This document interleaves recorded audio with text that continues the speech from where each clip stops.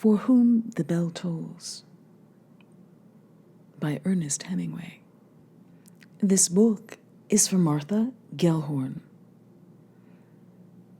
No man is an island, entire of itself.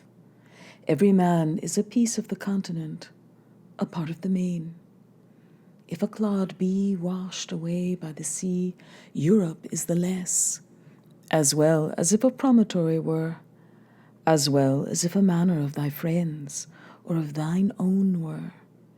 Any man's death diminishes me, because I am involved in mankind, and therefore never send to know for whom the bell tolls. It tolls for thee. John Donne. Chapter 1. He lay flat on the brown pine-needled floor of the forest, his chin on his folded arms, and high overhead the wind blew in the tops of the pine trees. The mountainside sloped gently where he lay, but below it was steep, and he could see the dark of the oiled road winding through the pass.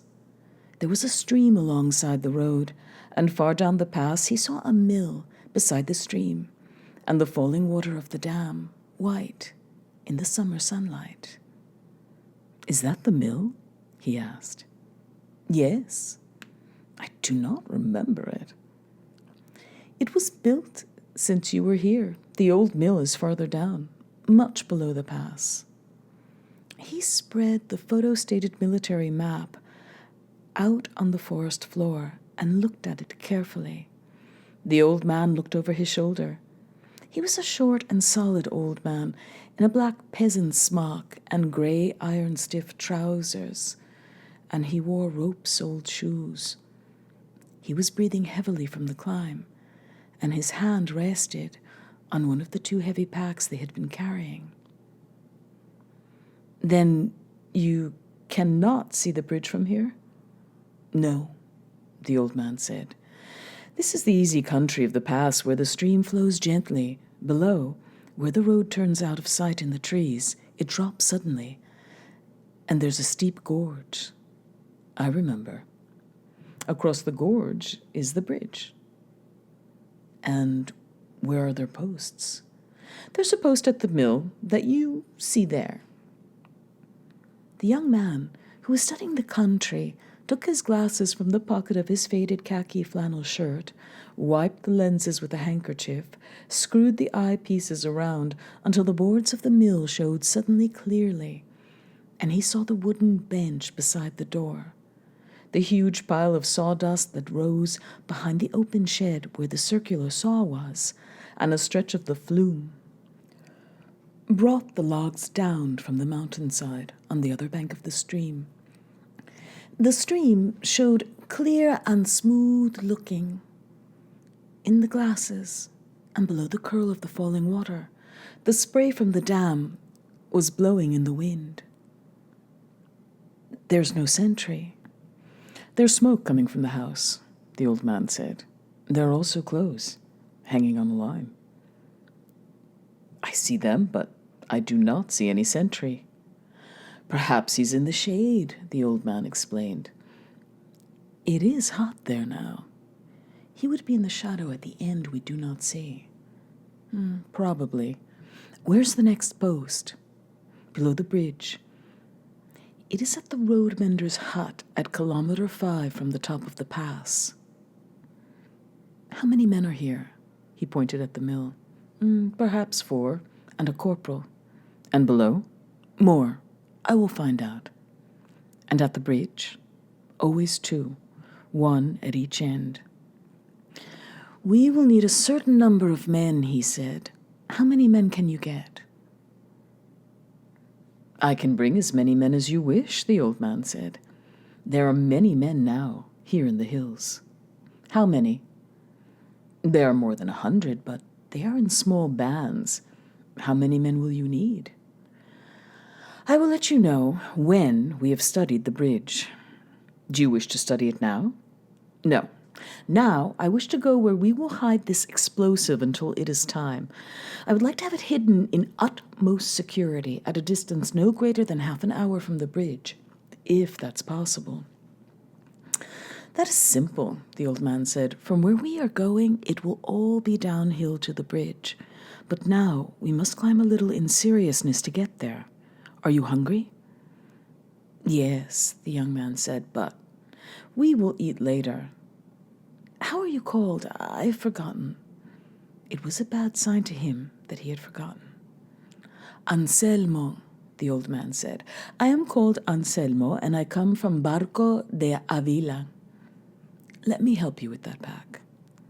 The young man, who was tall and thin, with sun-streaked fair hair and a wind and sunburned face, who wore the sun-faded flannel shirt, a pair of peasant's trousers, and rope-soled shoes, leaned over, put his arm through one of the leather pack straps, and swung the heavy pack up onto his shoulders. He worked his arm through the other strap and settled the weight of the pack against his back. His shirt was still wet from where the pack had rested. I have it up now, he said. How do we go? We climb, Anselmo said. Bending under the weight of the packs, sweating, they climbed steadily in the pine forest that covered the mountainside. There was no trail that the young man could see, but they were working up and around the face of the mountain. And now they crossed a small stream, and the old man went steadily on ahead, up the edge of the rocky stream bed. The climbing now was steeper and more difficult, until finally the stream seemed to drop down over the edge of a smooth granite ledge that rose above them, and the old man waited at the foot of the ledge for the young man to come up to him. How are you making it? All right, the young man said. He was sweating heavily, and his thigh muscles were twitchy from the steepness of the climb. Wait here now for me. I go ahead to warn them. You do not want to be shot at carrying that stuff. Not even in a joke, the young man said. Is it far? It is very close. How do they call thee? Roberto, the young man answered. He had slipped the pack off and lowered it gently down between two boulders by the stream bed. Wait here then, Roberto, and I will return for you. Good, the young man said, but do you plan to go down this way to the bridge? No. When we go to the bridge, it will be by another way, shorter and easier. I do not want this material to be stored too far from the bridge. You will see. If you are not satisfied, we will take another place. We will see, the young man said. He sat by the packs and watched the old man climb the ledge. It was not hard to climb, and from the way he found handholds without searching for them, the young man could see that he had climbed it many times before. Yet, whoever was above had been very careful not to leave any trail. The young man, whose name was Robert Jordan, was extremely hungry, and he was worried. He was often hungry, but he was not usually worried because he did not give any importance to what happened to himself, and he knew from experience how simple it was to move behind the enemy lines in all this country. It was as simple to move behind them as it was to cross through them, if you had a good guide. It was only giving importance to what happened to you if you were caught that made it difficult. That and deciding whom to trust. You had to trust the people you worked with completely or not at all, and you had to make decisions about the trusting. He was not worried about any of that, but there were other things. This Anselmo had been a good guide, and he could travel wonderfully in the mountains. Robert Jordan could walk well enough himself, and he knew from following him since before daylight that the old man could walk him to death. Robert Jordan trusted the man Anselmo so far, in everything except judgment. He had not yet had an opportunity to test his judgment, and anyway, the judgment was his own responsibility. No, he did not worry about Anselmo, and the problem of the bridge was no more difficult than many other problems. He knew how to blow any sort of bridge that you could name, and he had blown them of all sizes and constructions. There was enough explosive and all equipment in the two packs to blow this bridge properly, even if it were twice as big as Anselmo reported. as he remembered it when he had walked over it on his way to La Granja on a walking trip in 1933, and as Goltz had read him the description of it night before last in the upstairs room in the house outside of the Escorial. To blow the bridge is nothing, Goltz had said, the lamplight on his scarred, shaved head pointing with a pencil on the big map. You understand? Yes, I understand. Absolutely nothing. Merely to blow the bridge is a failure. Yes, Comrade General. To blow the bridge at a stated hour, based on the time set for the attack, is how it should be done. You see that naturally. That is your right, and how it should be done. Goltz looked at the pencil, then tapped his teeth with it. Robert Jordan had said nothing. You understand, that is your right, and how it should be done, Goltz went on, looking at him and nodding his head. He tapped on the map now with the pencil. This is how I should do it. That is what we cannot have. Why, Comrade General? Why? Goltz said angrily. How many attacks have you seen? And you ask me why? What is to guarantee that my orders are not changed? What is to guarantee that the attack is not annulled? What is to guarantee that the attack is not postponed? What is to guarantee that it starts within 6 hours of when it should start? Has any attack ever been as it should? It will start on time if it is your attack, Robert Jordan said. They are never my attacks, Goltz said. I make them, but they are not mine. The artillery is not mine. I must put in for it. I have never been given what I ask for, even when they have it to give. That is the least of it. There are other things. You know how those people are. It is not necessary to go into all of it. Always there is something. Always someone will interfere. So now, be sure you understand. So, when is the bridge to be blown? Robert Jordan asked. After the attack starts. As soon as the attack has started, and not before, so that no reinforcements will come up over that road. He pointed with his pencil. I must know that nothing will come up over that road. And when is the attack? I will tell you, but you are to use the date and hour only as an indication of a probability. You must be ready for that time. You will blow the bridge after the attack has started. You see? He indicated with the pencil. That is the only road on which they can bring up reinforcements. That is the only road on which they can get up tanks or artillery, or even move a truck toward the pass which I attack. I must know that bridge is gone. Not before, so it can be repaired if the attack is postponed. No, it must go when the attack starts, and I must know it is gone. There are only 2 sentries. The man who will go with you has just come from there. He's a very reliable man, they say. You will see. He has people in the mountains. Get as many men as you need. Use as few as possible, but use enough. I do not have to tell you these things. And how do I determine that the attack has started? It is to be made with a full division. There will be aerial bombardment as preparation. You are not deaf, are you? Then I may take it that when the planes unload, the attack has started? You could not always take it like that, Goltz said and shook his head. But in this case, you may. It is my attack. I understand it, Robert Jordan said. I do not say I like it very much. Neither do I like it very much. If you do not want to undertake it, say so now. If you think you cannot do it, say so now. I will do it, Robert Jordan had said. I will do it all right. That is all I have to know, Goltz said.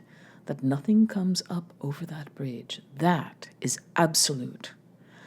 I understand. I do not like to ask people to do such things, and in such a way, Goltz went on. I could not order you to do it. I understand what you may be forced to do through my putting such conditions. I explain very carefully so that you understand, and that you understand all of the possible difficulties and the importance. And how will you advance on La Granja if that bridge is blown? We will go forward, prepared to repair it after we have stormed the pass. It is a very complicated and beautiful operation. As complicated and as beautiful as always. The plan has been manufactured in Madrid. It is another of Vicente Rojo, the unsuccessful professor's masterpieces. I make the attack, and I make it, as always, not in sufficient force. It is a very possible operation, in spite of that. I am much happier about it than usual. It can be successful with that bridge eliminated. We can take Segovia. Look, I show you how it goes. You see, it is not the top of the pass where we attack. We hold that. It is much beyond. Look, here, like this. I would rather not know, Robert Jordan said. Good, said Goltz. It is less of baggage to carry with you on the other side, yes? I would always rather not know. Then, no matter what can happen, it was not me that talked. It is better not to know. Goltz stroked his head with the pencil. Many times I wish I did not know myself, but you do know the one thing you must know about the bridge? Yes, I know that. I believe you do, Goltz said. I will not make you any little speech. Let us now have a drink. So much talking makes me very thirsty, Comrade Horden. You have a funny name in Spanish. Comrade Hordown. How do you say Goltz in Spanish, Comrade General? Hot, said Goltz, grinning, making the sound deep in his throat as though hawking with a bad cold. Hot, he croaked. Comrade General Goltz. If I had known how they pronounce Goltz in Spanish, I would pick me out a better name before I come to war here. When I think I come to command a division and I can pick out any name I want, and I pick out Hot, General Hot. Now it's too late to change. How do you like partisan work? It was the Russian term for guerrilla work behind the lines. Very much, Robert Jordan said. He grinned. It is very healthy in the open air. I like it very much when I was your age, too, Goltz said. They tell me you blow bridges very well, very scientific. It is only hearsay. I have never seen you do anything myself. Maybe nothing ever happens, really. You really blow them? He was teasing now. Drink this. He handed the glass of Spanish brandy to Robert Jordan. You really blow them? Sometimes.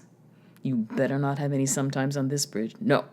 Let us not talk any more about this bridge. You understand enough now about that bridge. We are very serious, so we can make very strong jokes. Look, do you have many girls on the other side of the lines? No, there's no time for girls. I do not agree. The more irregular the service, the more irregular the life. You have a very irregular service. Also, you need a haircut. I have my hair cut as it needs it, Robert Jordan said. He would be damned if he would have his head shaved like Goltz. I have enough to think about without girls, he said sullenly. What sort of uniform am I supposed to wear? Robert Jordan asked. None, Goltz said. Your haircut is all right. I tease you. You are very different from me, Goltz had said, and filled up the glasses again. You never think about girls? I never think at all. Why should I? I am General Sovietique. I never think. Do not try to trap me into thinking. Someone on his staff, sitting on a chair, working over a map on a drawing board, growled at him in the language Robert Jordan did not understand. Shut up, Goltz had said in English. I joke if I want. I am so serious is why I can joke. Now, drink this and then go. You understand, huh? Yes, Robert Jordan had said. I understand. They had shaken hands, and he had saluted and gone to the staff car, where the old man was waiting asleep, and in that car they had ridden over the road, past Guadarrama, the old man still asleep, and up the Navacerrada road to the Alpine Club hut, where he, Robert Jordan, slept for 3 hours before they started. That was the last he had seen of Goltz, with his strange white face that never tanned, his hawk eyes, his big nose and thin lips, and the shaven head crossed with wrinkles and with scars. Tomorrow night they would be outside the Escorial, in the dark, along the road. The long lines of trucks loading the infantry in the darkness. The men, heavy loaded, climbing up into the trucks.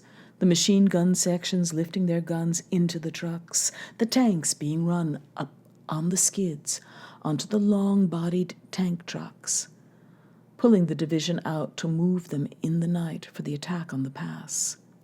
He would not think about that. That was not his business. That was Goltz's business. He had only one thing to do, and that was what he should think about.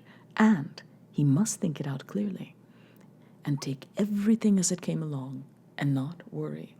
To worry was as bad as to be afraid. It simply made things difficult. He sat now by the stream, watching the clear water flowing between the rocks, and across the stream he noticed there was a thick bed of watercress. He crossed the stream, picked a double handful, washed the muddy roots clean in the current, and then sat down again beside his pack and ate the clean, cool green leaves and the crisp, peppery-tasting stalks. He knelt by the stream, and pushing his automatic pistol around on his belt to the small of his back so that it would not be wet, he lowered himself with a hand on each of the two boulders and drank from the stream. The water was achingly cold. Pushing himself up on his hands, he turned his head and saw the old man coming down the ledge. With him was another man, also in a black peasant's smock, and the dark grey trousers that were almost a uniform in that province, wearing rope-soled shoes with a carbine slung over his back. The man was bareheaded. The two of them came scrambling down the rock like goats. They came up to him, and Robert Jordan got to his feet. "Salud, camarada," he said to the man with the carbine, and smiled. "Salud," the other man said, grudgingly. Robert Jordan looked at the man's heavy, beard-stubbled face. It was almost round, and his head was round and set close on his shoulders. His eyes were small and set too wide apart, and his ears were small and set close to his head. He was a heavy man, about 5 feet 10 inches tall, and his hands and feet were large. His nose had been broken, and his mouth was cut at one corner, and the line of the scar across the upper lip and lower jaw showed through the growth of beard over his face. The old man nodded his head at this man and smiled. "He is the boss here," he grinned, then flexed his arms as though to make the muscles stand out and look at the man with the carbine in a half-mocking admiration. "A very strong man." "I can see it," Robert Jordan said, and smiled again. He did not like the look of this man, and inside himself he was not smiling at all. "What have you to justify your identity?" asked the man with the carbine. Robert Jordan unpinned a safety pin that ran through his pocket flap and took a folded paper out of the left breast pocket of his flannel shirt and handed it to the man, who opened it, looked at it doubtfully, and turned it in his hands. "So he cannot read," Robert Jordan noted. "Look at the seal," he said. The old man pointed to the seal, and the man with the carbine studied it, turning it in his fingers. "What seal is that?" "Have you never seen it?" "No." "There are two," said Robert Jordan. "One is SIM, the Service of the Military Intelligence. The other is the General Staff." "Yes, I have seen that seal before, but here no one commands but me," the other said, sullenly. "What have you in the packs?" "Dynamite," the old man said proudly. "Last night we crossed the lines in the dark, and all day we have carried this dynamite over the mountain." "I can use dynamite," said the man with the carbine. He handed back the paper to Robert Jordan and looked him over. "Yes, I have use for dynamite. How much have you brought me?" "I have brought you no dynamite," Robert Jordan said to him evenly. "The dynamite is for another purpose. What is your name?" "What is that to you?" "He is Pablo," said the old man. The man with the carbine looked at them both sullenly. "Good. I have heard much good of you," said Robert Jordan. "What have you heard of me?" asked Pablo. "I have heard that you are an excellent guerrilla leader, that you are loyal to the Republic and prove your loyalty through your acts, that you are a man both serious and valiant. I bring you greetings from the General Staff." "Where did you hear all this?" asked Pablo. Robert Jordan registered that he was not taking any of the flattery. "I heard it from Buitrago to the Escorial," he said, naming all the stretch of the country on the other side of the lines. "I know no one in Buitrago nor in Escorial," Pablo told them. "There are many people on the other side of the mountains who were not there before. Where are you from?" "Avila. What are you going to do with the dynamite?" "Blow up a bridge." "What bridge?" "That is my business." "If it is in this territory, it is my business. You cannot blow bridges close to where you live. You must live in one place and operate in another. I know my business. One who is alive now, after a year, knows his business." "This is my business," Robert Jordan said. "We can discuss it together. Do you wish to help us with the sacks?" "No," said Pablo, and shook his head. The old man turned toward him suddenly and spoke rapidly and furiously in a dialect that Robert Jordan could just follow. It was like reading Quevedo. Anselmo was speaking Old Castilian, and it went something like this. "Art thou a brute? Yes. Art thou a beast? Yes, many times. Hast thou a brain? Nay, none. Now, we come for something of consummate importance, and thee with thy dwelling place to be undisturbed, puts thy foxhole before the interests of humanity, before the interests of thy people. I, this and that, in this and that of thy father. I, this and that in thy this. Pick up that bag." Pablo looked down. "Everyone has to do what he can do, according to how it can be truly done," he said. "I live here, and I operate beyond Segovia. If you make a disturbance here, we will be hunted out of these mountains. It is only by doing nothing here that we are able to live in these mountains. It is the principle of the fox." "Yes," said Anselmo bitterly.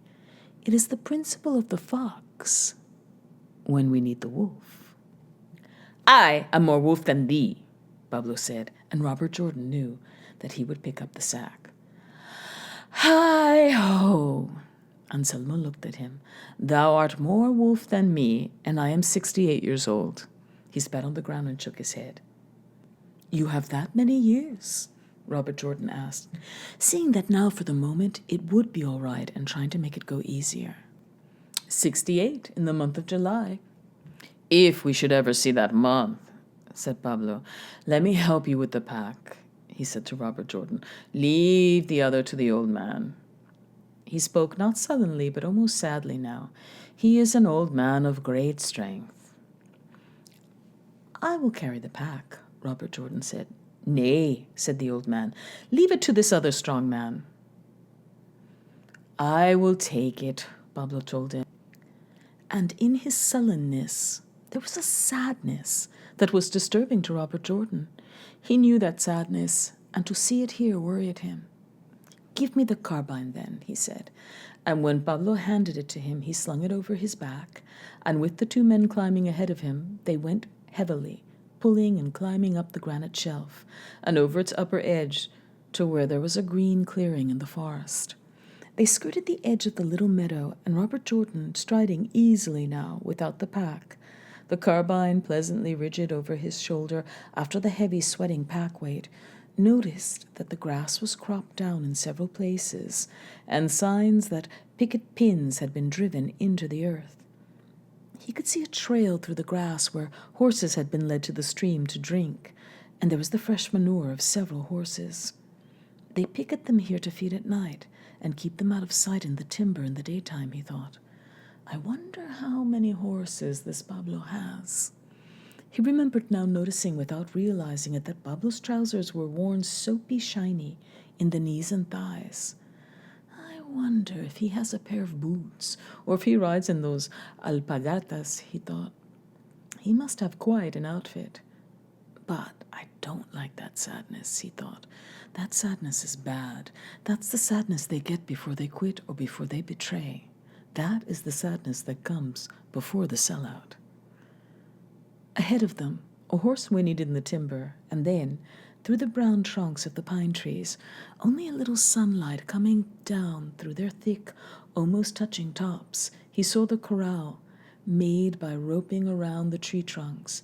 The horses had their heads pointed toward the men as they approached, and at the foot of a tree, outside the corral, the saddles were piled together and covered with a tarpaulin. As they came up, the two men with the packs stopped, and Robert Jordan knew it was for him to admire the horses. "Yes," he said, "they are beautiful." He turned to Pablo. "You have your cavalry and all." There were 5 horses in the rope corral, 3 bays, a sorrel, and a buckskin. Sorting them out carefully with his eyes after he had seen them first together, Robert Jordan looked them over individually. Pablo and Anselmo knew how good they were, and while Pablo now stood proud and less sad-looking, watching them lovingly, the old man acted as though they were some great surprise that he had produced suddenly himself. "How do they look to you?" he asked. "All these I have taken," Pablo said, and Robert Jordan was pleased to hear him speak proudly. "That," said Robert Jordan, pointing to one of the bays, a big stallion with a white blaze on his forehead and a single white foot near the front, "is Much horse." He was a beautiful horse that looked as though he had come out of a painting by Velázquez. "They are all good," said Pablo. "You know horses?" "Yes." "Less bad," said Pablo. "You see a defect in one of these?" Robert Jordan knew that now his papers were being examined by the man who could not read. The horses all still had their heads up looking at the man. Robert Jordan slipped through between the double rope of the corral and slapped the buckskin on the haunch. He leaned back against the ropes of the enclosure and watched the horses circle the corral, stood watching them a minute more. As they stood still, then leaned down and came out through the ropes. "The sorrel is lame in the off hind foot," he said to Pablo, not looking at him. "The hoof is split, and although it might not get worse soon if shod properly, she could break down if she travels much over hard ground." "The hoof was like that when we took her," Pablo said. "The best horse that you have, the white-faced bay stallion, has a swelling on the upper part of the cannon bone that I do not like." "It is nothing," said Pablo. "He knocked it 3 days ago. If it were to be anything, it would have become so already." He pulled back the tarpaulin and showed the saddles. There were 2 ordinary vaqueros or herdsman saddles like American stock saddles, one very ornate vaquero saddle with hand-tooled leather and heavy hooded stirrups, and 2 military saddles in black leather. "We killed a pair of Guardia Civil," he said, explaining the military saddles. "That is big game."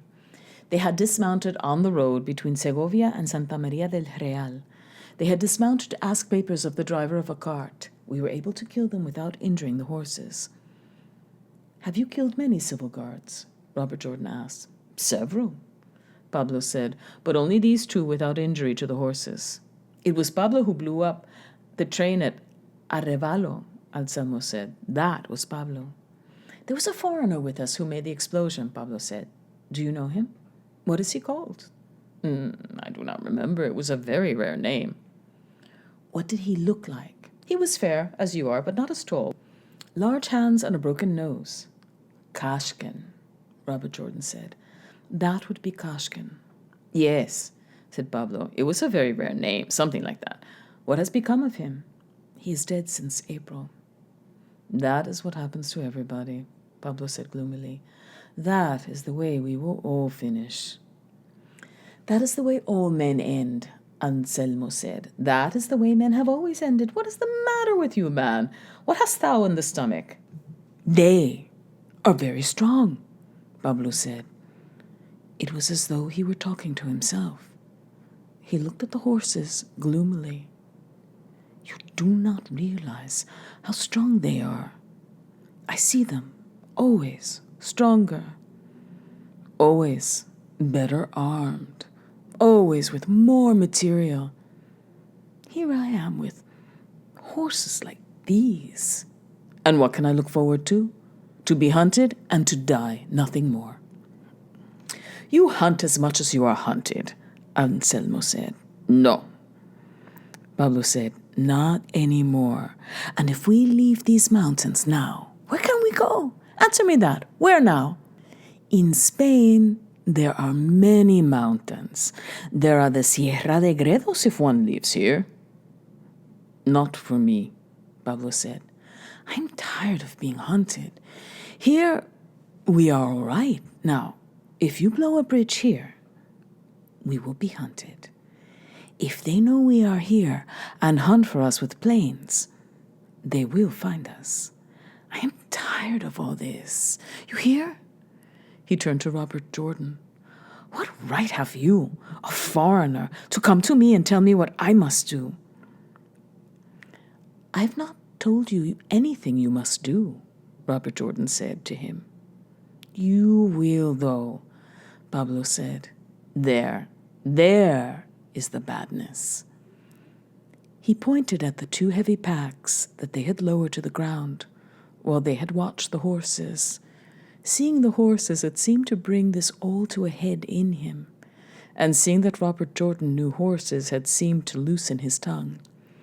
The 3 of them stood now by the rope corral, and the patchy sunlight shone on the coat of the bay stallion.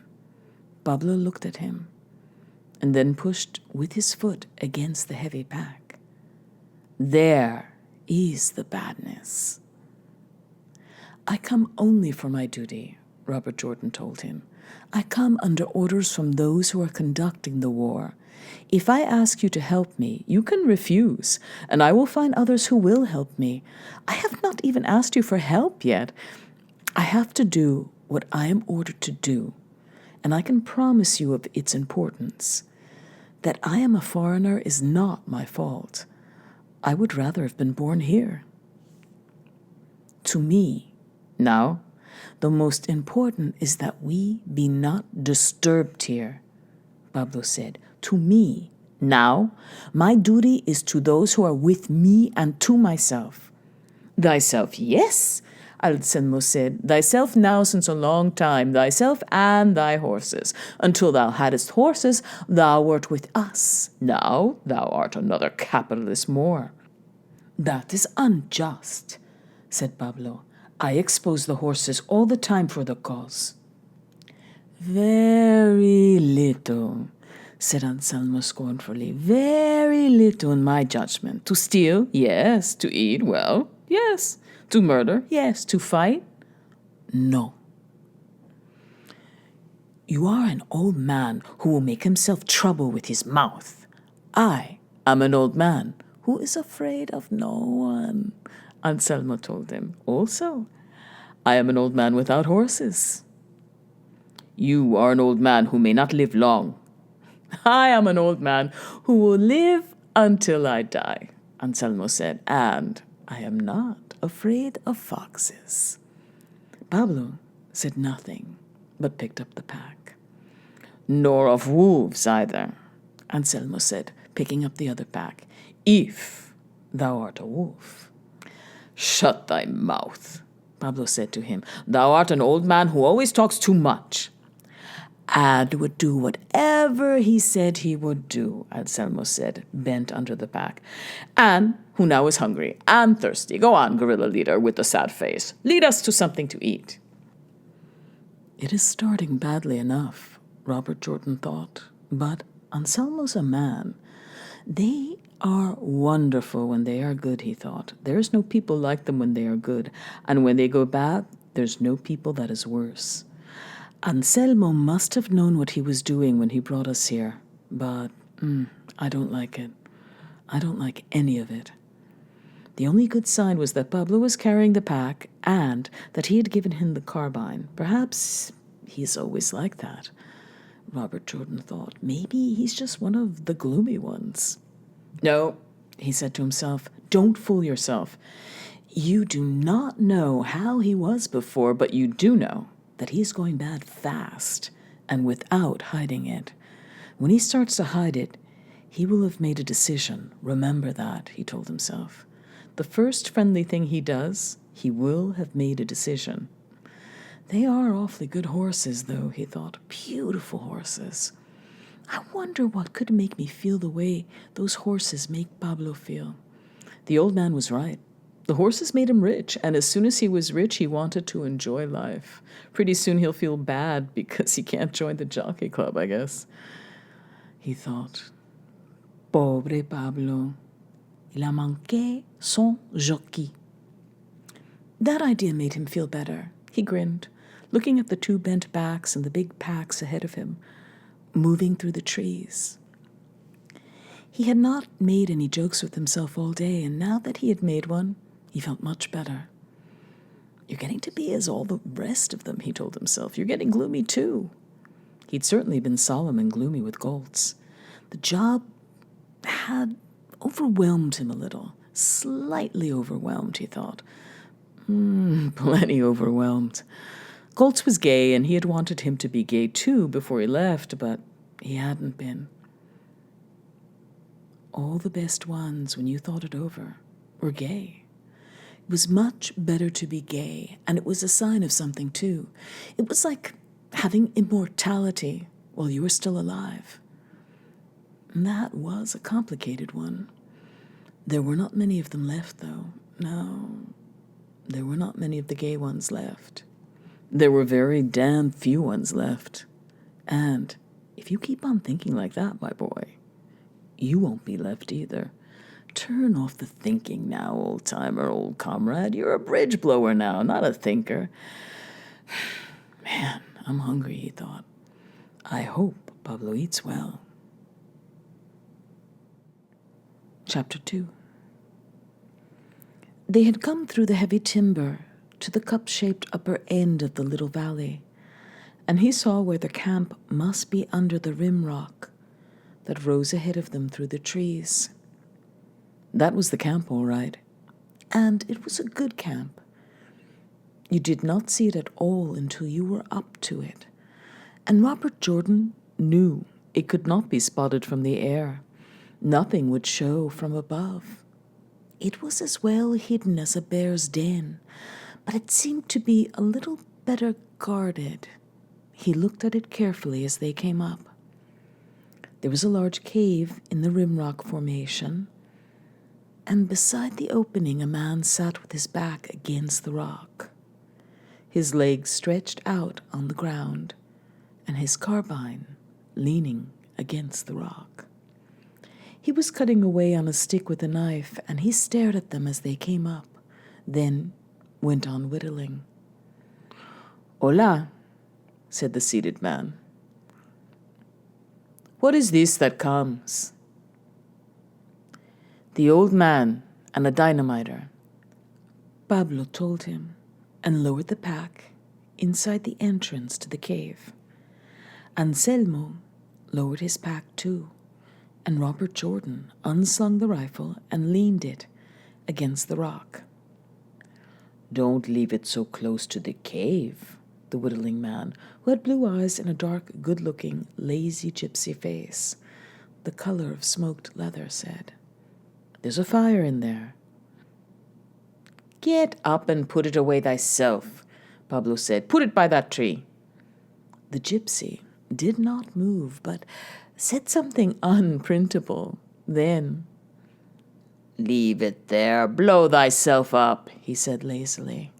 'Twill cure thy diseases. What do you make?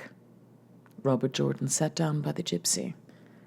The gypsy showed him. It was a figure 4 trap, and he was whittling the crossbar for it. For foxes, he said, with a log for a deadfall, it breaks their backs. He grinned at Jordan. Like this, see? He made a motion of the framework on the trap collapsing, the log falling, then shook his head, drew in his hand, and spread his arms to show the fox with a broken back. Very practical, he explained. He catches rabbits, Anselmo said. He is a gypsy, so if he catches rabbits, he says it is foxes. If he catches a fox, he would say it was an elephant. And if I catch an elephant? The gypsy asked, and showed his white teeth again, and winked at Robert Jordan. You'd say it was a tank, Anselmo told him. I'll get a tank, the gypsy told him. I will get a tank, and you can say it is what you please. Gypsies talk much and kill little, Anselmo told him. The gypsy winked at Jordan and went on whittling. Pablo had gone in out of sight in the cave. Robert Jordan hoped he had gone for food. He sat on the ground by the gypsy, and the afternoon sunlight came down through the treetops and was warm on his outstretched legs. He could smell food now in the cave, the smell of oil and of onions and of meat frying, and his stomach moved with hunger inside of him. We can get a tank, he said to the gypsy. It is not too difficult. With this? The gypsy pointed toward the 2 sacks. Yes, Robert Jordan told him. I will teach you. You make a trap. It is not too difficult. You and me? Sure, said Robert Jordan. Why not? Hey, the gypsy said to Anselmo, move those 2 sacks to where they will be safe, will you? They're valuable. Anselmo grunted. I am going for wine, he told Robert Jordan.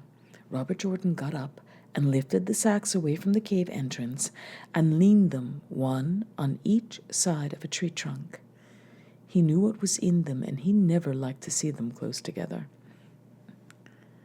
Bring a cup for me, the gypsy told him. Is there wine? Robert Jordan asked, sitting down again by the gypsy. Wine? Why not? A whole skinful. Half a skinful, anyway. And what to eat? Everything, man, the gypsy said. We eat like generals. And what do gypsies do in war? Robert Jordan asked him. They keep on being gypsies. That's a good job. The best, the gypsy said. How do they call thee? Roberto. And thee? Rafael. And this of the tank is serious? Surely. Why not? Anselmo came out of the mouth of the cave with a deep stone basin full of red wine and with his fingers through the handles of 3 cups. Look, he said, they have cups and all. Pablo came out behind them. There's food soon, he said. Do you have tobacco? Robert Jordan went over to the packs and, opening one, felt inside an inner pocket and brought out one of the flat boxes of Russian cigarettes he had gotten at Goltz's headquarters. He ran his thumbnail around the edge of the box and, opening the lid, handed them to Pablo, who took half a dozen. Pablo, holding them in one of his huge hands, picked one up and looked at it against the light. They were long, narrow cigarettes with pasteboard cylinders for mouthpieces. Much air and little tobacco, he said. I know these. The other with the rare name had them. Kashkin, Robert Jordan said, and offered the cigarettes to the gypsy and Anselmo, who each took one. Take more, he said, and they each took another. He gave them each 4 more. They, making a double nod with the hand, holding the cigarette so that the cigarette dipped its end as a man salutes with a sword to thank him. Yes, Pablo said. It was a rare name.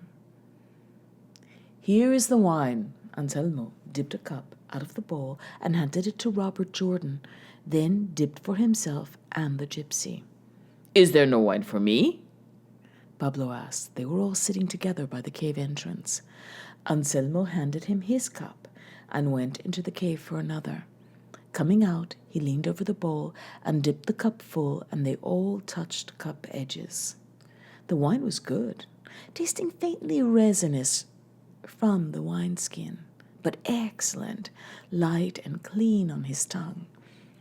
Robert Jordan drank it slowly, feeling it spread warmly through his tiredness. The food comes shortly, Pablo said, and this foreigner with the rare name. How did he die? He was captured, and he killed himself. How did that happen? He was wounded, and he did not wish to be a prisoner. What were the details? I don't know, he lied. He knew the details very well, and he knew they would not make good talking now. He made us promise to shoot him in case he were wounded at the business of the train and should be unable to get away, Pablo said. He spoke in a very rare manner. He must have been jumpy even then, Robert Jordan thought. Poor old Kashkin. He had a prejudice against killing himself, Pablo said. He told me that. Also, he had a great fear of being tortured. Did he tell you that too? Robert Jordan asked. Yes, the gypsy said. He spoke like that to all of us. Were you at the train too? Yes, all of us were at the train. He spoke in a very rare manner, Pablo said, but he was very brave. Poor old Kashkin, Robert thought. He must have been doing more harm than good around here. I wish I would have known he was that jumpy as far back as then. They should have pulled him out. You can't have people around doing this sort of work and talking like that. That is no way to talk. Even if they accomplish their mission, they're doing more harm than good, talking that sort of stuff. He was a little strange, Robert Jordan said. I think he was a little crazy, but very dexterous at producing explosions, the gypsy said, and very brave. But crazy, Robert Jordan said. In this, you have to have very much head and be very cold in the head. That was no way to talk. And you? Pablo said. If you are wounded in such a thing as this bridge, you would be willing to be left behind? Listen, Robert Jordan said, and leaning forward, he dipped himself another cup of the wine. Listen to me clearly.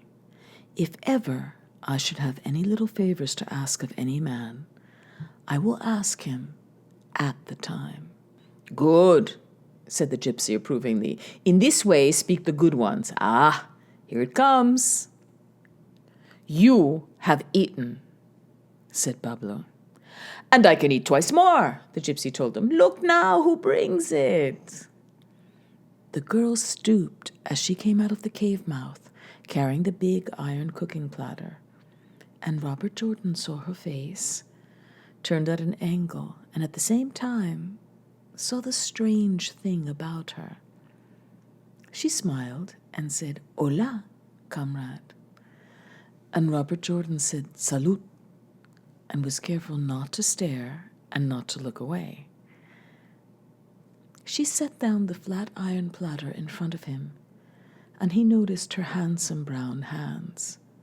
Now she looked him full in the face and smiled. Her teeth were white in her brown face, and her skin and her eyes were the same golden, tawny brown. She had high cheekbones, merry eyes, and a straight mouth with full lips. Her hair was the golden brown of a grain field that had been burned dark in the sun. But it was cut short all over her head, so that it was but little longer than the fur on a beaver pelt. She smiled in Robert Jordan's face and put her brown hand up and ran it over her head, flattening the hair which rose again as her hand passed. She has a beautiful face, Robert Jordan thought. She'd be beautiful if they hadn't cropped her hair. That is the way I comb it, she said to Robert Jordan and laughed. Go ahead and eat. Don't stare at me. They gave me this haircut in Valladolid. It's almost grown out now. She sat down opposite him and looked at him. He looked back at her, and she smiled and folded her hands together over her knees. Her legs slanted long and clean from the open cuffs of the trousers as she sat with her hands across her knees, and he could see the shape of her small, up-tilted breasts under the gray shirt. Every time Robert Jordan looked at her, he could feel a thickness in his throat. There are no plates, Anselmo said. Use your own knife. The girl had leaned 4 forks, tines down, against the sides of the iron dish. They were all eating out of the platter, not speaking, as is the Spanish custom. It was rabbit cooked with onions and green peppers, and there were chickpeas in the red wine sauce. It was well cooked. The rabbit meat flaked off the bones, and the sauce was delicious. Robert Jordan drank another cup of wine while he ate. The girl watched him all through the meal. Everyone else was watching his food and eating. Robert Jordan wiped up the last of the sauce in front of him with a piece of bread, piled the rabbit bones to one side, wiped the spot where they had been for sauce, then wiped his fork clean with the bread, wiped his knife and put it away and ate the bread. He leaned over and dipped his cup full of wine, and the girl still watched him. Robert Jordan drank half the cup of wine, but the thickness still came in his throat when he spoke to the girl. "How art thou cold?" he asked. Pablo looked at him quickly when he heard the tone of his voice. Then he got up and walked away. "Maria? And thee?" "Roberto." "Have you been long in the mountains?" 3 months. 3 months. He looked at her hair that was as thick and short and rippling when she passed her hand over it. Now in embarrassment, as a grain field in the wind on a hillside. "It was shaved," she said. "They shaved it regularly in the prison at Valladolid. It has taken 3 months to grow to this. I was on the train. They were taking me to the south. Many of the prisoners were caught after the train was blown up, but I was not. I came with these." "I found her hidden in the rocks," the gypsy said. "It was when we were leaving, but man, this one was ugly. We took her along, but many times I thought we would have to leave her." "And the other one who was with them at the train?" asked Maria. "The other blonde one, the foreigner. Where is he?" "Dead," Robert Jordan said, "in April." "In April? The train was in April?" "Yes," Robert Jordan said. "He died 10 days after the train." "Poor man," she said. "He was very brave. And you do that same business?" "Yes." "You have done trains too?" "Yes, 3 trains." "Here?" "In Extremadura," he said. "I was in Extremadura before I came here. We do very much in Extremadura. There are many of us working in Extremadura." "And why do you come to these mountains now?" "I take the place of the other blonde one. Also, I know this country from before the movement." "You know it well?" "No, not well, but I learn fast. I have a good map and I have a good guide." "The old man," she nodded. "The old man is very good." "Thank you," Anselmo said to her, and Robert Jordan realized suddenly that he and the girl were not alone. And he realized, too, that it was hard for him to look at her because it made his voice change so. He was violating the second rule of the 2 rules for getting on well with people that speak Spanish. Give the men tobacco and leave the women alone. And he realized very suddenly that he did not care. There were so many things that he had not to care about. Why should he care about that? "You have a very beautiful face," he said to Maria. "I wish I could have had the luck to see you before your hair was cut." "It will grow out," she said. "In 6 months it will be long enough." "You should have seen her when we brought her from the train. She was so ugly it would make you sick." "Whose woman are you now?" Robert Jordan asked, trying now to pull out of it. "Are you Pablo's?" She looked at him and laughed, then slapped him on the knee. "Of Pablo? You have seen Pablo." "Well, then, of Raphael. I have seen Raphael." "Of Raphael, neither." Of no one, the gypsy said. This is a very strange woman. Is of no one. But she cooks well. Really? Of no one?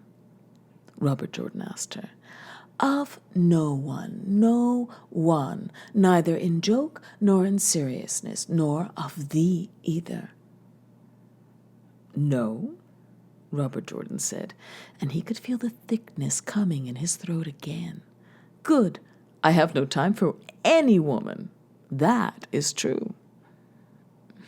Not 15 minutes? The gypsy asked teasingly. Not a quarter of an hour? Robert Jordan did not answer. He looked at the girl Maria, and his throat felt too thick for him to trust himself to speak. Maria looked at him and laughed, then blushed suddenly, but kept on looking at him. You are blushing, Robert Jordan said to her. Do you blush much? Never. You're blushing now. Then I will go into the cave.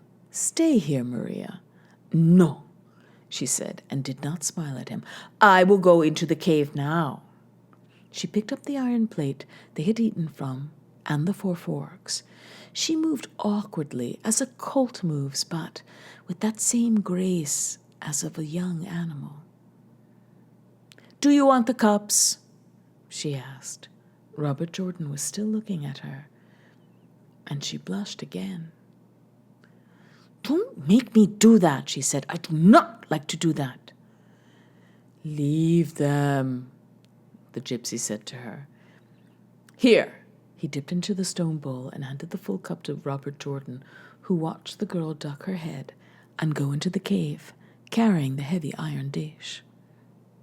Thank you, Robert Jordan said. His voice was all right again now that she was gone. This is the last one. We've had enough of this. We will finish the bowl, the gypsy said. There it is, over half a skin. We backed it in on one of the horses. That was the last raid of Pablo, Anselmo said. Since then, he has done nothing. How many are you? Robert Jordan asked. We are 7, and there are 2 women. 2? Yes, the mujer of Pablo. And she is in the cave. The girl can cook a little. I say she cooks well to please her, but mostly she helps the mujer of Pablo. And how is she, the mujer of Pablo? Something barbarous, the gypsy grinned. Something very barbarous. If you think Pablo is ugly, you should see his woman. But brave, 100 times braver than Pablo, but something barbarous. Pablo was brave in the beginning, Anselmo said. Pablo was something serious in the beginning. He killed more people than the cholera, the gypsy said. At the start of the movement, Pablo killed more people than the typhoid fever. But since a long time, he is muy flojo, Anselmo said. He is very flaccid. He is very much afraid to die. It is possible that it is because he has killed so many at the beginning, the gypsy said philosophically. Pablo killed more than the bubonic plague. That and the riches, Anselmo said. Also, he drinks very much. Now he would like to retire like a matador de toros, like a bullfighter, but he cannot retire. If he crosses to the other side of the lines, they will take his horses and make him go in the army, the gypsy said. In me, there is no love for being in the army either. Nor is there in any other gypsy, Anselmo said. Why should there be? The gypsy asked. Who wants to be in an army? Do we make the revolution to be in an army? I am willing to fight, but not in an army. Where are the others? Asked Robert Jordan. He felt comfortable and sleepy now from the wine, and lying back on the floor of the forest, he saw through the treetops the small afternoon clouds of the mountains moving slowly in the high Spanish sky. There are 2 asleep in the cave, the gypsy said. 2 are on guard above. where we have the gun. One is on guard below. They are all probably asleep. Robert Jordan rolled over on his side. What kind of a gun is it? A very rare name, the gypsy said. It has gone away from me for the moment. It is a machine gun. It must be an automatic rifle, Robert thought. How much does it weigh? He asked. One man can carry it, but it is heavy. It has 3 legs that fold, and we got it in the last serious raid, the one before the wine. How many rounds have you for it? An infinity, the gypsy said. 1 whole case of an unbelievable heaviness. Sounds like about 500 rounds, Robert Jordan thought. Does it feed from a pan or a belt? From round iron cans on top of the gun. Hell, it's a Lewis gun, Robert Jordan thought. Do you know anything about a machine gun? He asked the old man. Nada, said Anselmo. Nothing. And thou, to the gypsy, that they fire with much rapidity and become so hot the barrel burns the hand that touches it, the gypsy said proudly. Everyone knows that, Anselmo said with contempt. Perhaps, the gypsy said, but he asked me to tell him what I know about a máquina, and I told him. Then he added, also, unlike an ordinary rifle, they continue to fire as long as you exert pressure on the trigger. Unless they jam, run out of ammunition, or get so hot they melt, Robert Jordan said in English. What do you say? Anselmo asked him. Nothing, Robert Jordan said. I was only looking into the future in English. That is something truly rare, the gypsy said. Looking into the future in English? Can you read in the palm of the hand? No, Robert Jordan said, and he dipped another cup of wine.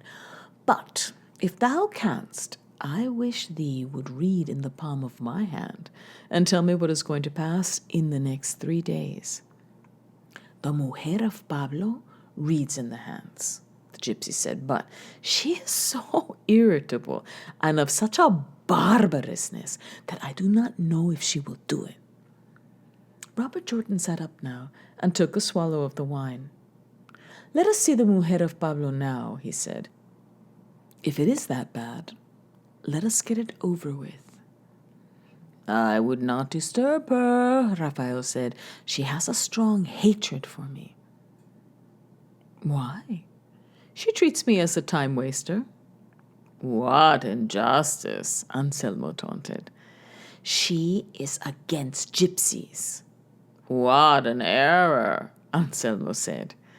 She has gypsy blood, Raphael said. She knows of what she speaks, he grinned, but she has a tongue that scalds and that bites like a bullwhip. With this tongue, she takes the hide from anyone in strips. She is of unbelievable barbarousness. How does she get along with the girl Maria? Robert Jordan asked. Good. She likes the girl, but let anyone come near her seriously? He shook his head and clucked with his tongue. She is very good with the girl, Anselmo said. She takes good care of her. When we picked the girl up at the time of the train, she was very strange, Raphael said. She would not speak, and she cried all the time, and if anyone touched her, she would shiver like a wet dog. Only lately has she been better. Lately, she has been much better. Today she was fine. Just now, talking to you, she was very good. We would have left her after the train. Certainly it was not worth being delayed by something so sad and ugly and apparently worthless. But the old woman tied a rope to her, and when the girl thought she could not go further, the old woman beat her with the end of the rope to make her go. Then, when she could not really go further, the old woman carried her over her shoulder.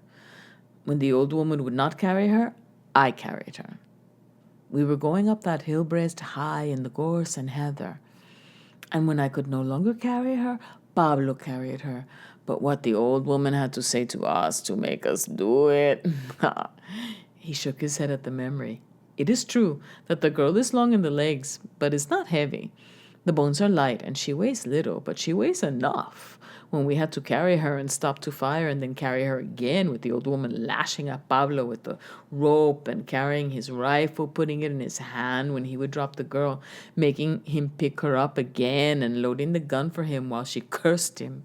Then taking the shells from his pouches and shoving them down into the magazine and cursing him. The dusk was coming well on then, and when the night came, it was all right. But it was lucky that they had no cavalry. It must have been very hard at the train, Anselmo said. I was not there, he explained to Robert Jordan. There was the band of Pablo, of El Sordo, whom we will see tonight, and 2 other bands of these mountains. I had gone to the other side of the lines. In addition to the blonde one with the rare name, the gypsy said. Kashkin. Yes, it is the name I can never dominate. We had 2 with a machine gun. They were also sent by the army. They could not get the gun away and lost it. Certainly it weighed no more than that girl. And if the old woman had been over them, they would have gotten it away. He shook his head, remembering, then went on. Never in my life had I seen such a thing as when the explosion was produced. The train was coming steadily. We saw it far away. I had an excitement so great that I cannot tell it. We saw steam from it, and then later came the noise of the whistle. Then it came steadily larger and larger, and then, at the moment of the explosion, the front wheels of the engine rose up, and all of the earth seemed to rise in a great cloud of blackness and a roar, and the engine rose high in the cloud of dirt and of the wooden ties rising in the air as in a dream. And then it fell onto its side like a great wounded animal, and there was an explosion of white steam before the clouds of the other explosion had ceased to fall on us, and the machina commenced to speak. Da-da-da-da-da-da-da, went the gypsy, shaking his 2 clenched fists up and down in front of him, thumbs up, on an imaginary machine gun. Da-da-da-da-da-da-da. He exulted. Never in my life have I seen such a thing, with the troops running from the train and the machina speaking into them and the men falling. It was then that I put my hand on the machina in my excitement and discovered that the barrel burned, and at that moment the old woman slapped me on the side of the face and said, "Shoot, you fool, shoot, or I will kick your brains in." Then I commenced to shoot, but it was very hard to hold my gun steady, and the troops were running up the far hill.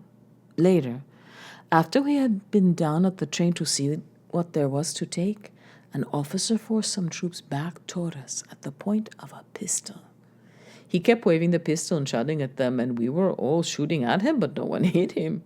Then some troops lay down and commenced firing, and the other officer walked up and down behind them with his pistol, and still we could not hit him, and the machina could not fire on him because of the position of the train. This officer shot 2 men as they lay, and still they would not get up, and he was cursing them. And finally they got up, 1, 2, and 3 at a time, and came running toward us on the train. Then they lay flat again and fired. Then we, with the machina, still speaking over us as we left. It was then I found the girl where she had run from the train to the rocks, and she ran with us. It was those troops who hunted us until that night. It must have been something very hard, Anselmo said, of much emotion. It was the only good thing we have done, said a deep voice. What are you doing now, you lazy, drunken, obscene, unsayable son of an unnameable, unmarried gypsy obscenity? What are you doing? Robert Jordan saw a woman of about 50, almost as big as Pablo, almost as wide as she was tall, in black peasant skirt and waist, with heavy wool socks on heavy legs, black rope-soled shoes, and a brown face like a model for a granite monument. She had big but nice-looking hands, and her thick curly black hair was twisted into a knot on her neck. "Answer me," she said to the gypsy, ignoring the others. I was talking to these comrades. This one comes as a dynamiter. I know all that, the mujer of Pablo said. Get out of here now and relieve Andres, who's on guard at the top. Me voy, the gypsy said. I go. He turned to Robert Jordan. I will see thee at the hour of eating. Not even in a joke, the woman said to him. 3 times you have eaten today, according to my count. Go now and send me Andres. Hola, she said to Robert Jordan, and put out her hand and smiled. How are you, and how is everything in the Republic? Good, he said, and returned her strong hand grip, both with me and with the Republic. I am happy, she told him. She was looking into his face and smiling, and he noticed that she had fine gray eyes. Do you come for us to do another train? No, said Robert Jordan, trusting her instantly. For a bridge. No es nada, she said. A bridge is nothing. When do we do another train now that we have horses? Later. This bridge is of great importance. The girl told me your comrade who was with us at the train is dead. Yes. What a pity. Never had I seen such an explosion. He was a man of talent. He pleased me very much. It is not possible to do another train now. There are many men here now in the hills, too many. It is already hard to get food. It would be better to get out. And we have horses. We have to do this bridge. Where is it? Quite close. All the better, the mujer of Pablo said. Let us blow all the bridges there are here and get out. I am sick of this place. Here's too much concentration of people. No good can come of it. Here is a stagnation that is repugnant. She sighted Pablo through the trees. Borracho, she called to him. Drunkard, rotten drunkard. She turned back to Robert Jordan cheerfully. He's taken a leather wine bottle to drink alone in the woods, she said. He's drinking all the time. This life is ruining him. Young man, I am very content you have come. She clapped him on the back. Ah, you're bigger than you look. And she ran her hand over his shoulder, feeling the muscle under the flannel shirt. Good. I am very content that you have come. And I equally. We will understand each other, she said. Have a cup of wine. We have already had some, Robert Jordan said, but will you? Not until dinner, she said. It gives me heartburn. Then she sighted Pablo again. Borracho, she shouted. Drunkard. She turned to Robert Jordan and shook her head. He was a very good man, she told him, but now he is terminated. And listen to me about another thing. Be very good and careful about the girl, the Maria. She has had a bad time. Understandest thou? Yes. Why do you say this? I saw how she was from seeing thee when she came into the cave. I saw her watching thee before she came out. I joked with her a little. She was in a very bad state, the woman of Pablo said. Now she is better. She ought to get out of here. Clearly she can be sent through the lines with Anselmo. You and the Anselmo can take her when this terminates. Robert Jordan felt the ache in his throat and his voice thickening. That might be done, he said. The mujer of Pablo looked at him and shook her head. Ay, ay, she said. Are all men like that? I said nothing. She's beautiful, you know that. No, she is not beautiful. She begins to be beautiful, you mean, the woman of Pablo said. Men. It is a shame to us women that we make them. No, in seriousness, are there not homes to care for such as her under the Republic? Yes, said Robert Jordan. Good places on the coast near Valencia. In other places, too. They will treat her well, and she can work with children. There are the children from evacuated villages. They will teach her the work. That is what I want, the mujer of Pablo said. Pablo has a sickness for her already. It is another thing which destroys him. It lies on him like a sickness when he sees her. It is best that she goes now. We can take her after this is over, and you will be careful of her now if I trust you. I speak to you as though I knew you for a long time. It is like that, Robert Jordan said, when people understand one another. Sit down, the woman of Pablo said. I do not ask any promise because what will happen. Only, if you will not take her out, then I ask a promise. Why if I would not take her? Because I do not want her crazy here after you will go. I have had her crazy before, and I have enough without that. We will take her after the bridge, Robert Jordan said. If we are alive after the bridge, we will take her. I do not like to hear you speak in that manner. That manner of speaking never brings luck. I spoke in that manner only to make a promise, Robert Jordan said. I am not of those who speak gloomily. Let me see thy hand, the woman said. Robert Jordan put his hand out, and the woman opened it, held it in her own big brown hand, rubbed her thumb over it, and looked at it carefully, then dropped it. She stood up. He got up too, and she looked at him without smiling. What do you see in it? Robert Jordan asked her. I don't believe in it. You won't scare me. Nothing, she told him. I saw nothing in it. Yes, you did. I'm only curious. I do not believe in such things. In what do you believe? In many things, but not in that. In what? In my work. Yes, I saw that. Tell me what else you saw. I saw nothing else, she said bitterly. The bridge is very difficult, you said? No, I said it is very important. But it can be difficult. Yes, and now I go down to look at it. How many men have you here? 5 that are any good. The gypsy is worthless, although his intentions are good. He has a good heart. Pablo, I no longer trust. How many men has El Sordo that are good? Perhaps 8. We will see tonight. He is coming here. He is a very practical man. He also has some dynamite. Not very much, though. You will speak with him. Have you sent for him?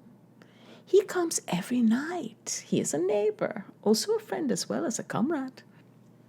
What do you think of him? He is a very good man, also very practical. In the business of the train, he was enormous. And in the other bands? Advising them in time, it should be possible to unite 50 rifles of a certain dependability. How dependable? Dependable within the gravity of the situation. And how many cartridges per rifle? Perhaps 20, depending on how many they would bring for this business. If they would come for this business, remember that in this of a bridge there is no money and no loot, and in thy reservations of talking much danger, and that afterwards there must be a moving from these mountains. Many will oppose this of the bridge. Clearly. In this way it is better not to speak of it unnecessarily. I am in accord. Then, after thou hast studied thy bridge, we will talk tonight with El Sordo. I go down now with Anselmo. Wake him then, she said. Do you want a carbine? Thank you, he told her. It is good to have, but I will not use it. I go to look, not to make disturbances. Thank you for what you've told me. I like very much your way of speaking. I try to speak frankly. Then, tell me what you saw on the hand. No, she said, and shook her head. I saw nothing. Go now to thy bridge. I will look after thy equipment. Cover it, and that no one should touch it. It is better there than in the cave. It shall be covered, and no one shall touch it, the woman of Pablo said. Go now to thy bridge. Anselmo, Robert Jordan said, putting his hand on the shoulder of the old man who lay sleeping, his head on his arms. The old man looked up. Yes, he said, of course. Let us go. Chapter 3. They came down the last 200 yards, moving carefully from tree to tree in the shadows, and now, through the last pines of the steep hillside, the bridge was only 50 yards away. The late afternoon sun that still came over the brown shoulder of the mountain showed the bridge dark against the steep emptiness of the gorge. It was a steel bridge of a single span, and there was a sentry box at each end. It was wide enough for 2 motor cars to pass, and it spanned, in solid flung metal grace, a deep gorge at the bottom of which, far below, a brook leaped in white water through rocks and boulders, down to the main stream of the pass. The sun was in Robert Jordan's eyes, and the bridge showed only in outline. Then the sun lessened and was gone, and looking up through the trees at the brown rounded height that it had gone behind, he saw now that he no longer looked into the glare, that the mountain slope was a delicate new green, and there were patches of old snow under the crest. Then he was watching the bridge again, in the sudden short trueness of the little light that would be left, and studying its construction. The problem of its demolition was not difficult. As he had watched, he took out a notebook from his breast pocket and made several quick line sketches. As he made the drawings, he did not figure the charges. He would do that later. Now he was noting the points where the explosive should be placed in order to cut the support of the span and drop a section of it into the gorge.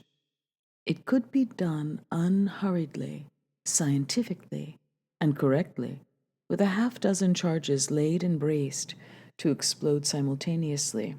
Or it could be done roughly with 2 big ones. They would need to be very big ones on opposite sides and should go at the same time. He sketched quickly and happily, glad at last to have the problem under his hand, glad at last actually to be engaged upon it. Then he shut his notebook, pushed the pencil into its leather holder in the edge of the flap, put the notebook in his pocket, and buttoned the pocket. While he sketched, Anselmo had been watching the road, the bridge, and the sentry boxes. He thought they had come too close to the bridge for safety, and when the sketching was finished, he was relieved. As Robert Jordan buttoned the flap of his pocket and then lay flat behind the pine trunk, looking out from behind it, Anselmo put his hand on his elbow and pointed with one finger. In the sentry box that faced toward them up the road, the sentry was sitting holding his rifle, the bayonet fixed between his knees. He was smoking a cigarette, and he wore a knitted cap and blanket-style cape. At 50 yards, you could not see anything about his face. Robert Jordan put up his field glasses, shading the lenses carefully with his cupped hands, even though there was now no sun to make a glint. And there was the rail of the bridge, as clear as though you could reach out and touch it. And there was the face of the sentry, so clear he could see the sunken cheeks, the ash on the cigarette, and the greasy shine of the bayonet. It was a peasant's face, the cheeks hollow under the high cheekbones, the beard stubbled, the eyes shaded by heavy brows, big hands holding the rifle, heavy boots showing beneath the folds of the blanket cape. There was a worn, blackened leather wine bottle on the wall of the sentry box. There were some newspapers, and there was no phone. There could, of course, be a telephone on the side he could not see, but there were no wires running from the box that were visible. A telephone line ran along the road, and its wires were carried over the bridge. There was a charcoal brazier outside the sentry box, made from an old petrol tin, with the top cut off and holes punched in it, which rested on 2 stones, but it held no fire. There were some fire-blackened empty tins in the ashes under it. Robert Jordan handed the glasses to Anselmo, who lay flat beside him. The old man grinned and shook his head. He tapped his skull beside his eye with one finger. Ya lo veo, he said in Spanish. I have seen him, speaking from the front of his mouth, with almost no movement of his lips in the way that is quieter than any whisper. He looked at the sentry as Robert Jordan smiled at him, and pointing with one finger drew the other across his throat. Robert Jordan nodded, but he did not smile. The sentry box at the far end of the bridge faced away from them and down the road, and they could not see into it. The road, which was broad and oiled and well constructed, made a turn to the left at the far end of the bridge and then swung out of sight around a curve to the right. At this point, it was enlarged from the old road to its present width by cutting into the solid bastion of the rock on the far side of the gorge, and its left or western edge, looking down from the pass and the bridge, was marked and protected by a line of upright cut blocks of stone, where its edge fell sheer away to the gorge. The gorge was almost a canyon here, where the brook that the bridge was flung over merged with the main stream of the pass. And the other post? Robert Jordan asked Anselmo. 500 meters below that turn, in the road mender's hut that is built into the side of the rock. How many men? Robert Jordan asked. He was watching the sentry again with his glasses.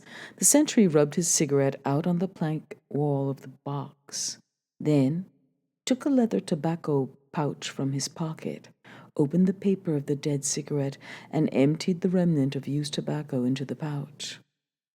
The sentry stood up, leaned his rifle against the wall of the box, and stretched. Then picked up his rifle, slung it over his shoulder, and walked out onto the bridge.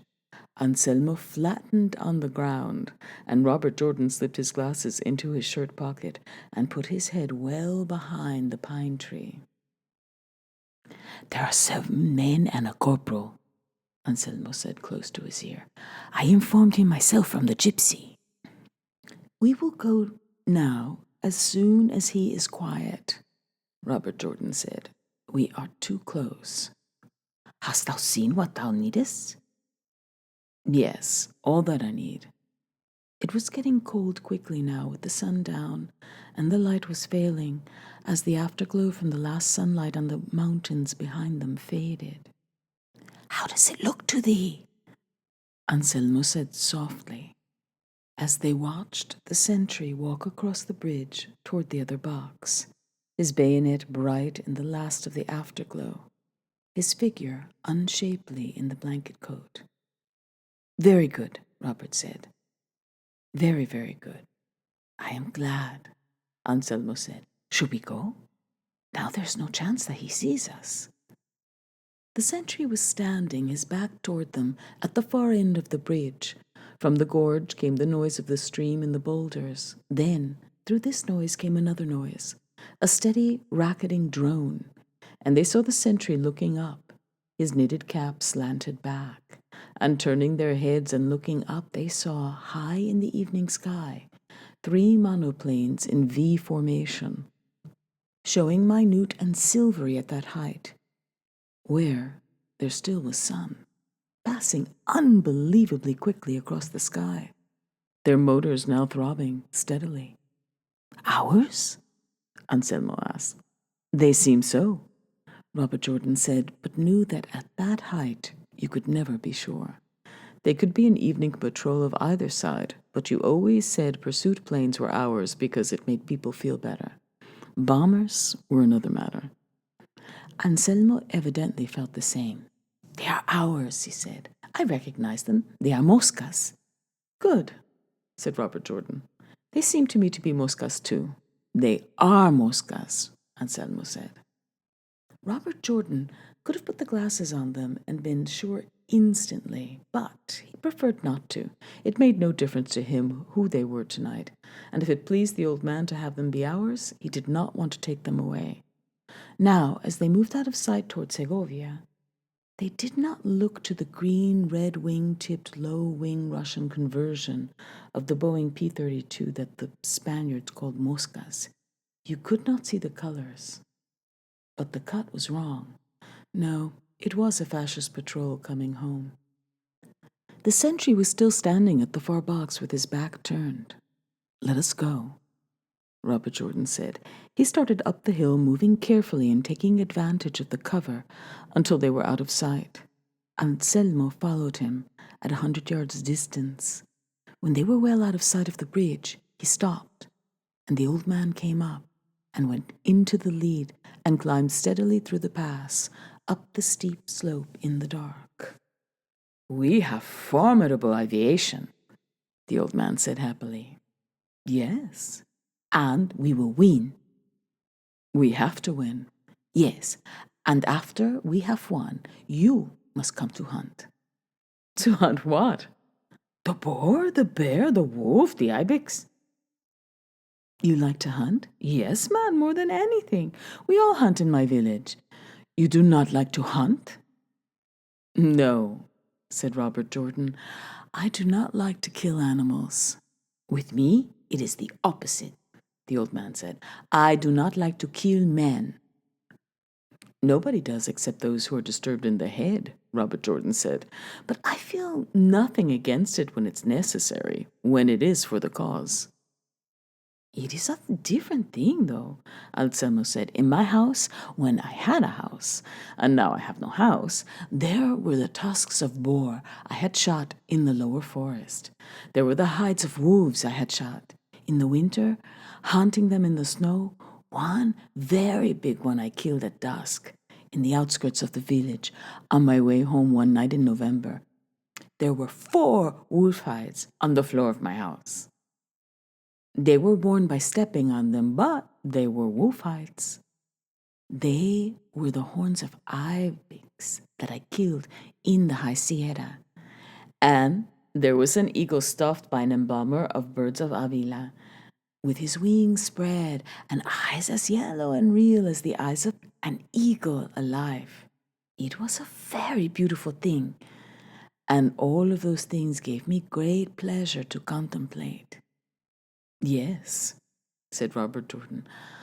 "On the door of my church of my village was nailed the paw of a bear that I killed in the spring, finding him on a hillside in the snow, overturning a log with the same paw." "When was this?" 6 years ago, and every time I saw that paw, like the hand of a man, but with those long claws dried and nailed through the palm to the door of the church, I received a pleasure." "Of pride?"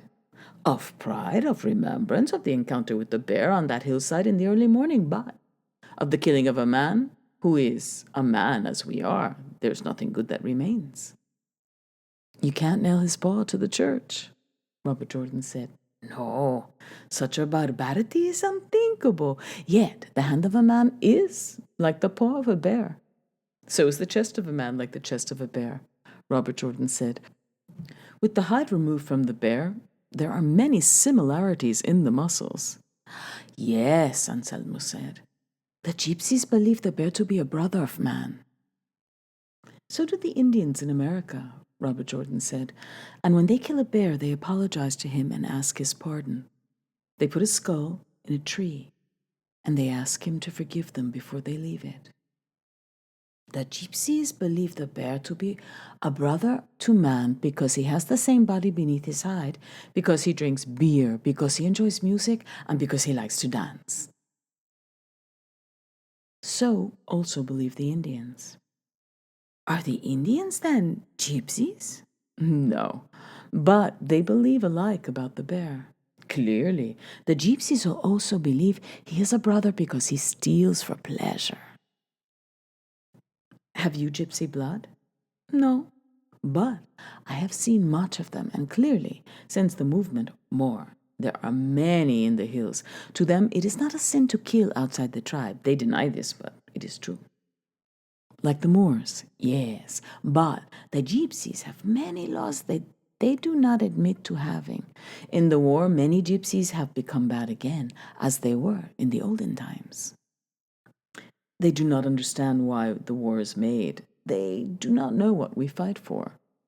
"No," Anselmo said. They only know there is a war and people may kill again, as in the olden times, without a surety of punishment.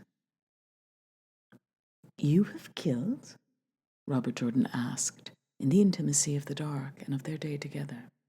Yes, several times, but not with pleasure. To me, it is a sin to kill a man, even fascists whom we must kill.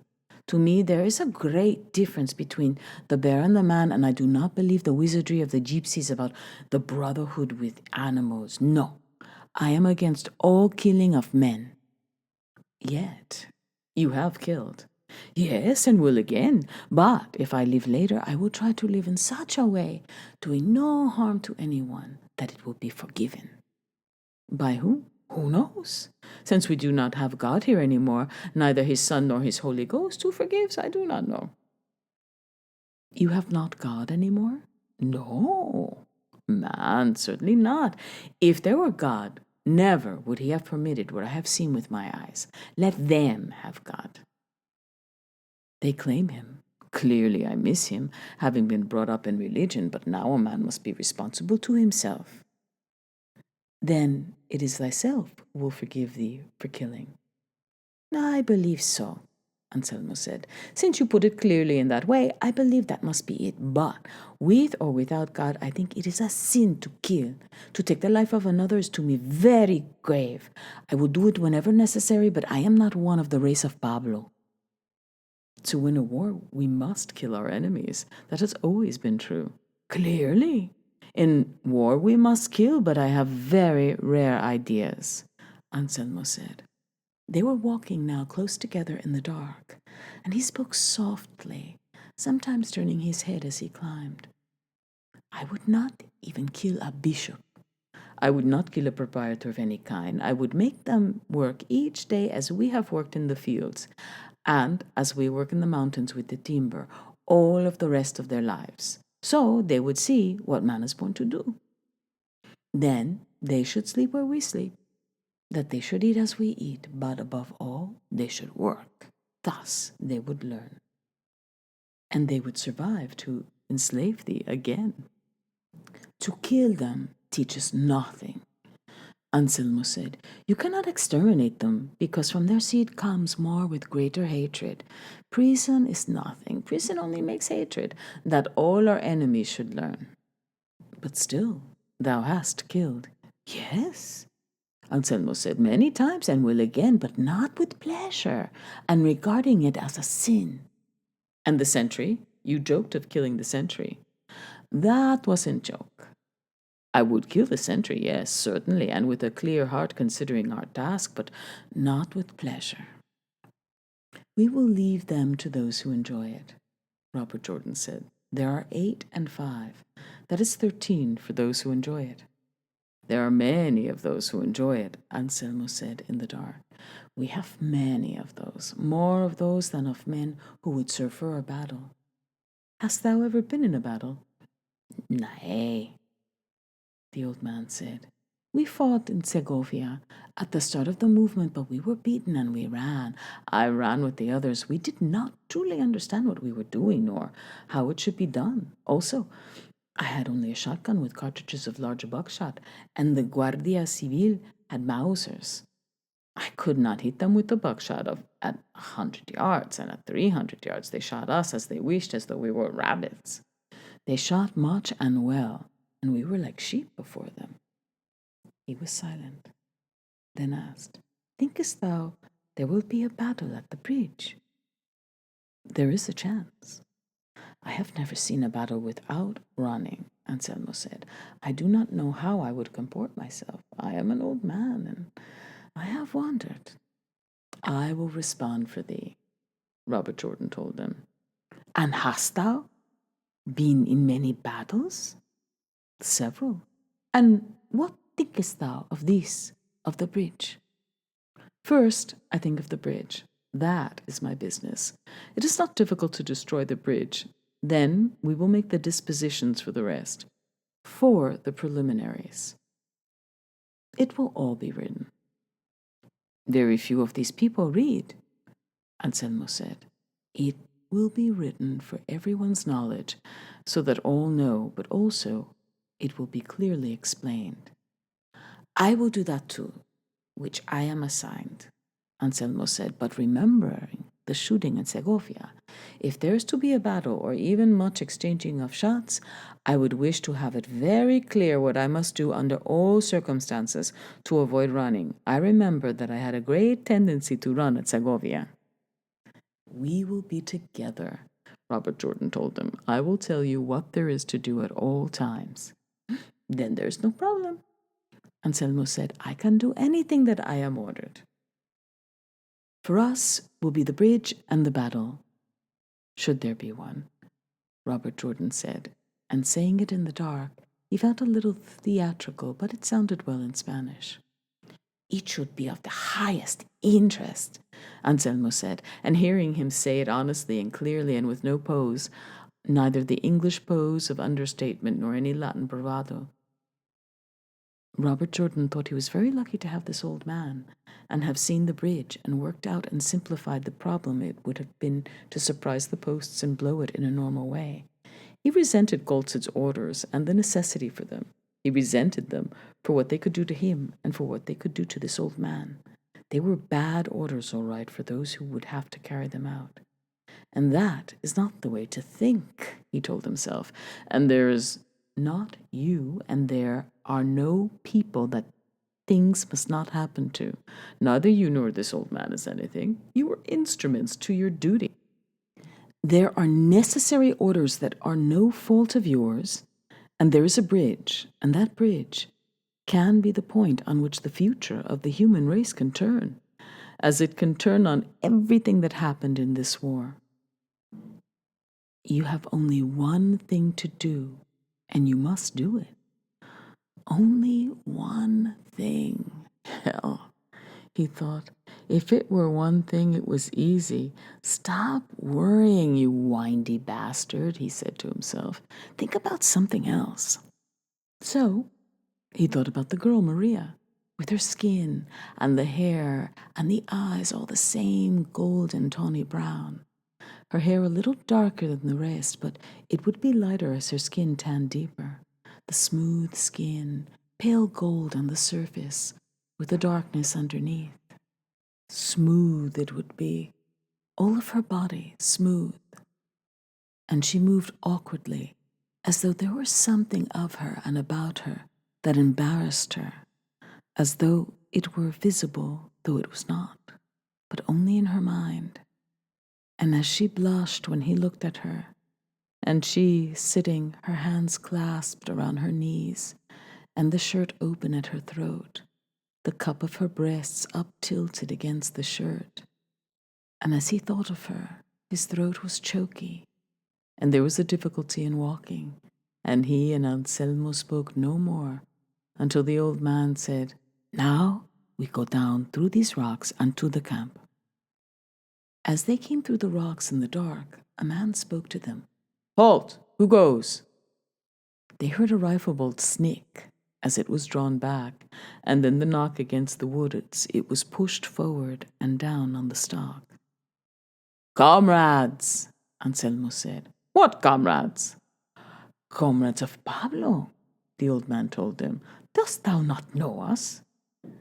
Yes, the voice says, but it is an order. Have you the password? No, we come from below. I know, the man said in the dark. You come from the bridge. I know all of that. The order is not mine. You must know the second half of a password. What is the first half, then? Robert Jordan said. I have forgotten it, the man said in the dark and laughed. Go then, unprintably, to the campfire with thy obscene dynamite. That is called guerrilla discipline, Anselmo said. Uncock thy piece. It is uncocked, the man said in the dark. I let it down with my thumb and forefinger. Thou wilt do that with a Mauser sometime, which has no knurl on the boat, and it will fire. This is a Mauser, the man said, but I have a grip of thumb and forefinger beyond description. Always, I let it down that way. Where is the rifle pointed? asked Anselmo into the dark. At thee, the man said, all the time that I descended the bolt, and when thou comest to the camp, order that someone should relieve me, because I have indescribable and unprintable hunger, and I have forgotten the password. How art thou called? Robert Jordan asked. Agustin, the man said. I am called Agustin, and I am dying with boredom in this spot. We will take the message, Robert Jordan said, and he thought how the word aburrimiento, which means boredom in Spanish, was a word no peasant would use in any other language, yet it is one of the most common words in the mouth of a Spaniard of any class. Listen to me, Agustin said, and coming close, he put his hand on Robert Jordan's shoulder. Then, striking a flint and steel together, he held it up, and blowing on the end of the cork, looked at the young man's face in its glow.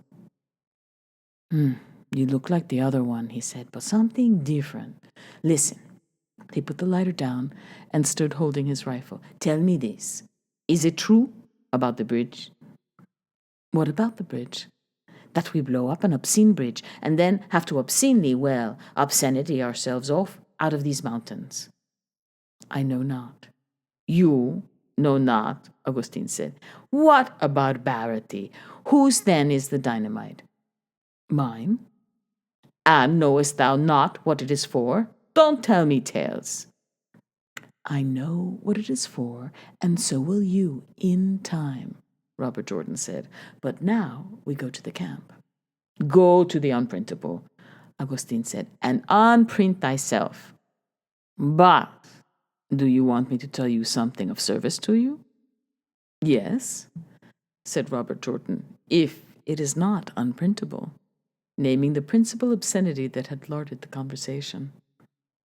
The man, Agustin, spoke so obscenely, coupling an obscenity to every noun as an adjective, using the same obscenity as a verb, that Robert Jordan wondered if he could speak a straight sentence. Agustin laughed in the dark when he heard the word. It is a way of speaking I have. Maybe it is ugly. Who knows? Each one speaks according to his manner. Listen to me. The bridge is nothing to me. As well the bridge as another thing. Also, I have a boredom in these mountains that we should go if it is needed. These mountains say nothing to me that we should leave them, but I would say one thing. Guard well thy explosive. Thank you, Robert Jordan said. From thee? No, Augustine said. From people less unprintably equipped than I. So, asked Robert Jordan, you understand Spanish? Augustine said seriously. Care well for thy unprintable explosive. Thank you. No, don't thank me. Look after thy stuff. Has anything happened to it? No, I would not waste thy time talking in this fashion. Thank you all the same. We go now to camp. Good, said Augustine, and that they send someone here who knows the password. Will we see you at the camp? Yes, ma'am, and shortly. Come on, Robert Jordan said to Anselmo. They were walking down the edge of the meadow now, and there was a gray mist. The grass was lush underfoot after the pine-needle floor of the forest, and the dew on the grass wet through their canvas rope-soled shoes. Ahead through the trees, Robert Jordan could see a light where he knew the mouth of the cave must be. Agustin is a very good man, Anselmo said. He speaks very filthily and always in jokes, but he is a very serious man. You know him well? Yes, for a long time. I have much confidence in him. And what he says? Yes, ma'am. This Pablo is bad now, as you could see. And the best thing to do? One shall guard it at all times. Ooh, you, me, the woman, and Agustin, since he sees the danger. Did you think things were as bad as they are here? No, Anselmo said. They have gone bad very fast. But it was necessary to come here. This is the country of Pablo and of El Sordo. In their country, we must deal with them, unless it is something that can be done alone. And the El Sordo? Good? Anselmo said, as good as the other is bad. You believe now that he's truly bad?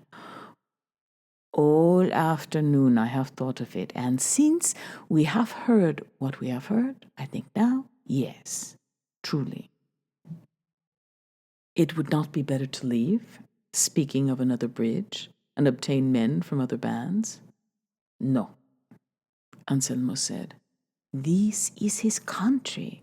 You could not move that he would not know it, but one must move with much precautions.